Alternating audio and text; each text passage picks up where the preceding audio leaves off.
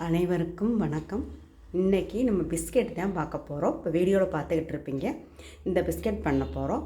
இது வந்து பேக்கரியில் கடையிலலாம் பார்த்துருப்போம். ஒவ்வொரு ஊரில் ஒரு மாதிரி இந்த பேர் சொல்லுவாங்க இந்த பிஸ்கெட்டுக்கு. இது 2 சாப்பிட்டுட்டு காஃபியோ டீயோ சாப்பிட்டா ரொம்ப டேஸ்டியாக இருக்கும், ரொம்ப மணமாகவும் இருக்கும், எல்லோரும் விரும்பி சாப்பிடுவாங்க. நெய் பிஸ்கெட் தான் செய்ய போகிறோம். வாங்க வீடியோக்குள்ளே போய் பார்க்கலாம். ஒரு பவுல் எடுத்திருக்கேன். இந்த கப்பில் 1/2 கப் நெய் வந்து கொஞ்சம் நல்லா நெய்யை அடித்து எடுத்துக்கணும். இந்த அளவு போதும் நெய்யை. இப்போ அதே கப்பில் 1 கப் வந்து சர்க்கரையை பவுட்ரு பண்ணி எடுத்திருக்கேன். நல்லா ஒரு ஸ்பூனு டிஸ்க் வச்சு நல்லா வந்து க்ரீம் மாதிரி நல்லா வந்து இப்படியே அடித்து எடுக்கணும். இந்த அளவுக்கு அடித்து எடுத்துக்கணும். பாருங்கள், இந்த க்ரீம் போல் இருக்குது பாருங்கள். இந்த கப்பால் 1/2 கப் மைதா மாவு எடுத்து வச்சுருக்கேன், அதை போட்டுக்கணும். இப்போ மிக்ஸ் பண்ணலாம். கையில் பிசையலாம். இந்த அளவு கரெக்டான அளவு. இது போல் போட்டிங்கன்னா நல்லாவே கரெக்டாக இருக்கும். இப்படி நல்லா பிசைஞ்சு நல்லா எடுக்கணும். இந்த மாதிரி நல்லா பிசைஞ்சுக்கணும். இப்படி பிடிச்சி பார்த்தோம்னா பிடிக்க வந்துச்சுன்னா போகிறோம்.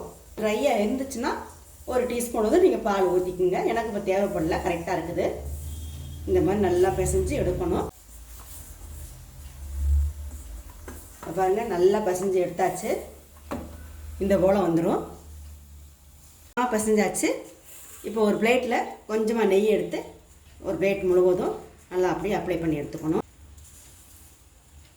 நெய் தடவுனதுக்கு மேலே கொஞ்சம் மைதா மாவை போட்டு எடுத்து வச்சுருக்கேன். கொஞ்சம் மாவு எடுத்துட்டு நல்லா அப்புறம் உருட்டியாச்சு.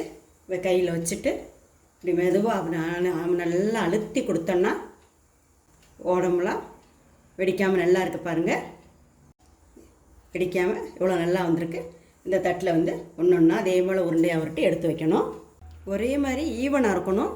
கனமாக கொஞ்சம் ஒரு பக்கம் இதுவாக போயிடுச்சுன்னா உள்ளே வேகாமல் இருக்கலாம். அதனால் வந்து ஈவனாக ஒரே மாதிரி இருக்கணும். இது போல் கொஞ்சம் தள்ளி தள்ளி வைக்கணும். வச்சு கொஞ்சம் எல்லாமே வச்சுட்டு பார்க்கலாம். பாருங்கள், எல்லாம் எடுத்து வச்சுருக்கேன். மேலே பிஸ்தா கூட வச்சுக்கலாம். பாதாம் பிஸ்தா என்னாலும் வச்சுக்கலாம். அடுப்பில் ஒரு பாத்திரம் வச்சுருக்கேன். ஒரு 10 நிமிஷம் வச்சுருக்கேன். உள்ள வந்து இதை வச்சிடலாம். இப்போ மூடி 25 நிமிஷம் வச்சிடலாம். அப்புறம் பார்க்கலாம். நல்லா கொஞ்சம் லைட்டாக ரெட்டிஸ் இருக்குது, நம்ம எடுத்துடலாம்.